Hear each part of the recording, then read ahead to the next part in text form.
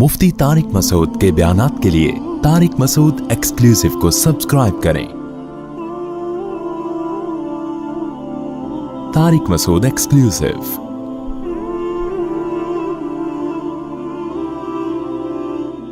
अल्लाह मियाँ ने आप पर जो सबसे ज़्यादा हक़ रखा है वो बाप और माँ का रखा है। आज ये हुकूक भी इंसानी हुकूक के नाम पे इनकी हक़ तलफ़ी हो रही है।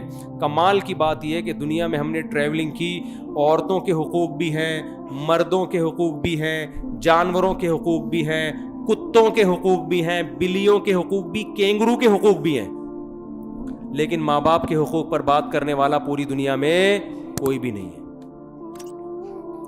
मुबहम नारे हैं औरतों के। क्या मतलब भाई, औरत के हुकूक का क्या मतलब है? मुबहम नारा तो लगा दो ना औरत के हुकूक। इस्लाम ने मुबहम नारे नहीं लगाए। इस्लाम ने कहा औरत अगर बीवी की शक्ल में है तो उसके कुछ और हुकूक हैं, बहन है तो उसके हुकूक कुछ और हैं, अम्मा है तो उसके हुकूक कुछ और हैं, बेटी है तो उसके हुकूक कुछ और हैं। वो एक्सप्लेन करता है, हवाई नारे नहीं लगाता इस्लाम। गोरे ने जो नारे लगाए हैं हवाई नारे हैं, ह्यूमन राइट्स, ह्यूमन राइट्स। अबे ह्यूमन के इंसानी हुकूक क्या है? इस्लाम ने बताया इंसानों में सबसे पहले तुम्हारी माँ का तुम्हारे बाप का हक है, उसके अलग हुकूक हैं, वो पड़ोसियों के अलग हैं। पड़ोसियों से बड़ा हक का इम्कान है, बाप के सामने उफ करने की इजाजत नहीं है, माँ के सामने उफ करने की इजाजत नहीं है। आप नफली नमाज पढ़ रहे हैं, पड़ोसी आवाज देगा, बीवी आवाज देगी, बीवी को शौहर आवाज देगा, कोई नमाज नहीं तोड़े, नमाज तोड़ने की इजाजत नहीं। दोस्त आवाज देगा नमाज मत तोड़ो। बाप ने पुकारा, दादा ने पुकारा, माँ ने पुकारा, दादी नानी ने पुकारा, नमाज तोड़ के उनकी पुकार का जवाब देंगे आप। इतना बड़ा हक जो बाप दादा का और माँ और नानी दादी का रखा है, ये अल्लाह ने किसी का नहीं रखा इतना बड़ा हक। आज कैसे यार उनके सामने चीख के बात होती है।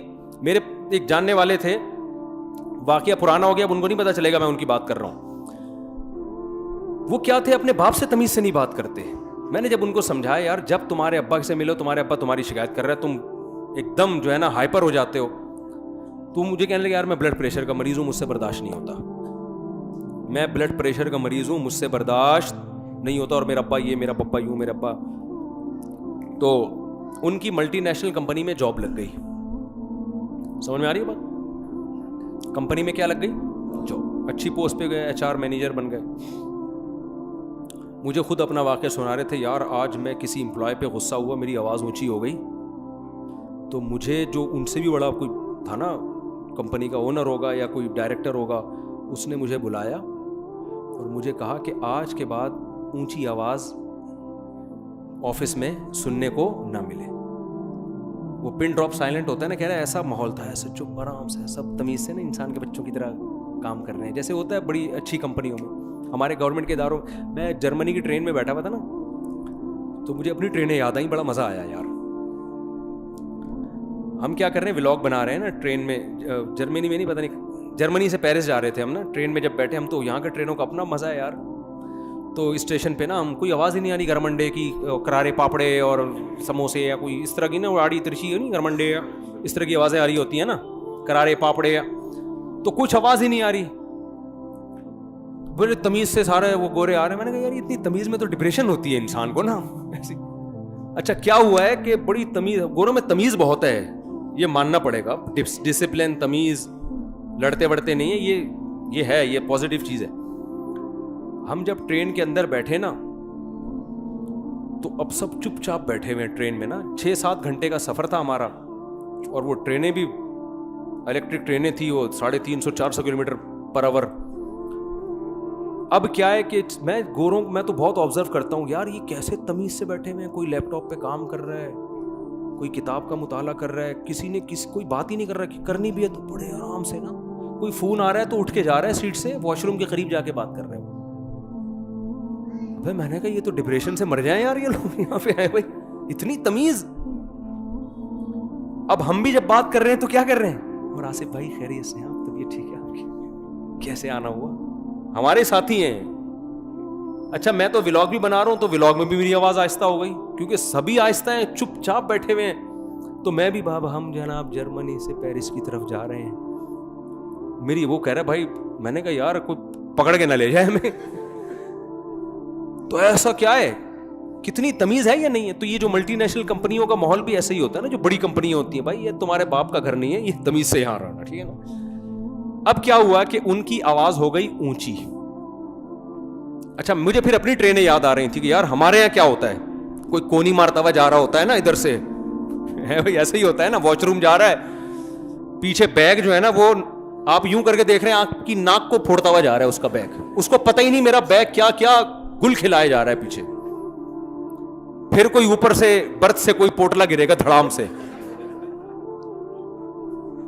ہمارے ایک جاننے والے کا سچا واقعہ ہے, ان کے برتھ پہ نا چھوٹی بچی تھی, وہ پتہ نہیں ٹرین نے زور سے بریک لگائی ہے کیا ہوا ہے, بچی گری نیچے, وہ شکر ہے بندے نے کیچ کر لی اس کو نیچے نا, ورنہ ٹرین میں اس کی ہڈی پسلی ایک ہو گئی تھی.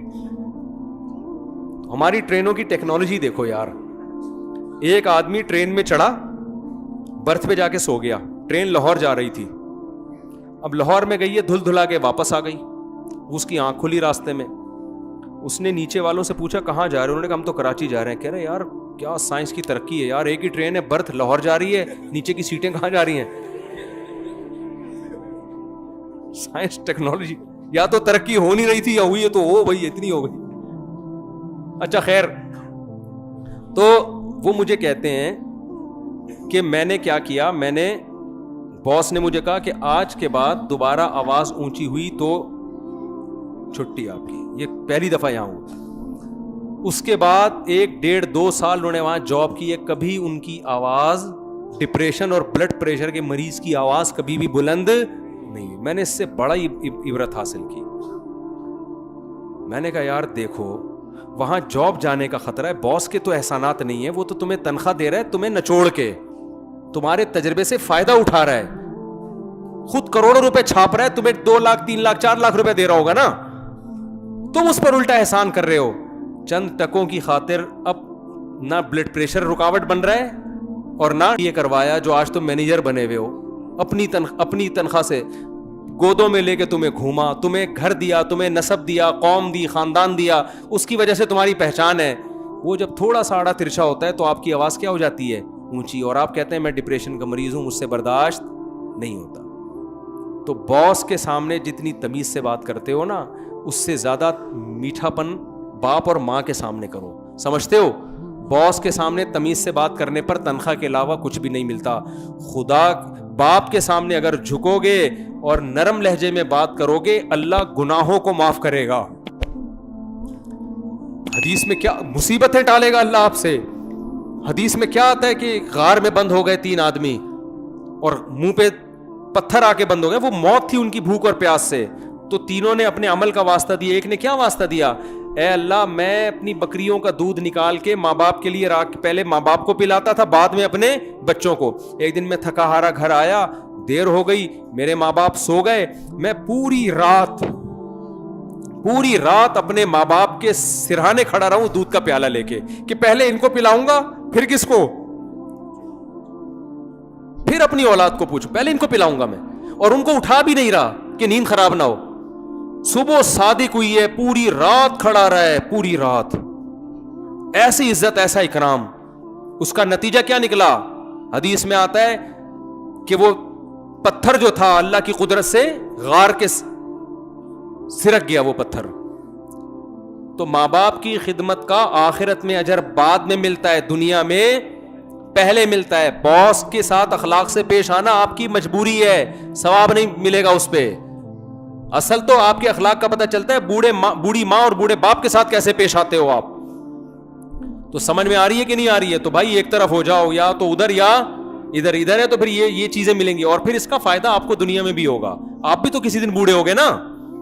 ایک تو جلدی شادی نہ کرنے کے یہ بہت بڑا سائیڈ افیکٹ یہ آ رہے ہیں کہ پہلے زمانے میں بچوں کی شادیاں جلدی ہوتی تھی, آپ کی جوانی میں بچے جوان ہو گئے, وہ آپ کو اپنے ابا کی خدمت کرتے ہوئے دیکھتے تھے. ہم نے تو یہی دیکھا یار, اپنے رشتہ داروں کو دیکھا ہے اپنے ماں باپ کی کیسے خدمت کر رہے ہیں, تو ہمیں بھی خیال ہوتا ہے اب یہ بوڑھے ہیں ہمیں بھی کرنی ہے ان کی. کریں نہ کریں لیکن احساس کمتری تو ہوتا ہے نا, احساس ذمہ داری تو ہوتا ہے, ایک احساس ندامت تو ہوتا ہے. آپ اتنی جلدی اپنے بچوں کی شادی ایسے ٹائم پہ کراؤ کہ وہ بچے جو ہے نا اپنے باپ کو دیکھیں کہ دادا کی خدمت کیسے ہوتی ہے, دادا کیسے گھر میں حکومت کرتا ہے. دادا بننے سے پہلے ہی فوت ہو جاتے ہیں, آج کل جو میرے پاس جنازے آ رہے ہیں اباؤں کے آ رہے ہیں, دادا کا ایک بھی نہیں آتا, سب اباؤں کے جنازے آ رہے ہیں. اتنی لیٹ شادیاں, پھر وہ دادا بننے سے پہلے ہی مارکیٹ سے کیا ہو رہے ہیں, شارٹ ہو رہے ہیں. تو یہ چیزیں موٹیویشن عملی طور پر ہم نے تو دیکھا ہے نا اپنے بڑوں کو کیسے, یار ہمارے والد نے ہماری دادی کی خدمت کی, ہم تو دیکھتے تھے. مجھے یاد نہیں پڑتا میرے والد نے میری دادی کے سامنے کبھی زندگی میں اونچی آواز میں بات کی ہو. جب تنخواہ ہمارے والد صاحب کی آتی تھی سب سے پہلے ہم دیکھتے تھے لا کے ہماری دادی کو اس میں سے ان کا حصہ دیتے تھے. سب سے پہلے ہم دیکھتے تھے کہ ابا جب گھر میں آئیں گے اماں کے ہاتھ میں بعد میں پیسہ جائے گا, ابا کی اماں کے ہاتھ میں, یعنی ہماری اماں کے ہاتھ میں بعد میں, ہماری دادی کے ہاتھ میں پہلے جاتے تھے پیسے. تو یہ چیزیں دیکھتا ہے نا انسان, تبھی ہمیں بھی یہ جذبہ ہوا کہ یار ہماری جب تنخواہ آئے گی تو ہم کس کے ہاتھ میں رکھیں گے, ابا کے ہاتھ میں رکھیں گے.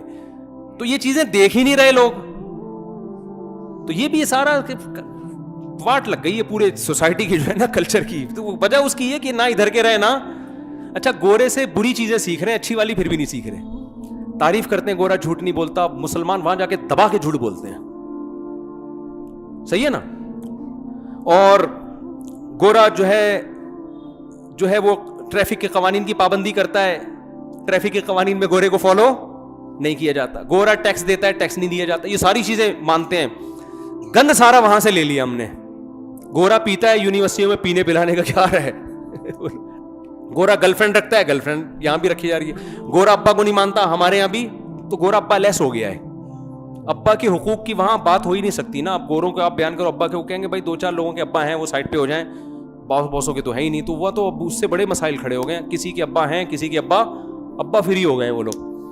تو یہ بڑے حساب کتاب چل رہے ہیں. تو میرے بھائی آپ ایک طرف ہو جاؤ, خدا کی قسم دنیا میں سکون ملے گا, کیونکہ نبی نے فرمایا ایمان کی مٹھاس وہ شخص چکھ لے گا جو دل سے ایمان کو قبول کر لے, اس کو اسلام میں مزہ آنا شروع ہو جائے گا. تو اسلام بڑا مزے کا مذہب ہے اگر دل و جان سے اس کو گلے سے لگا ہوا.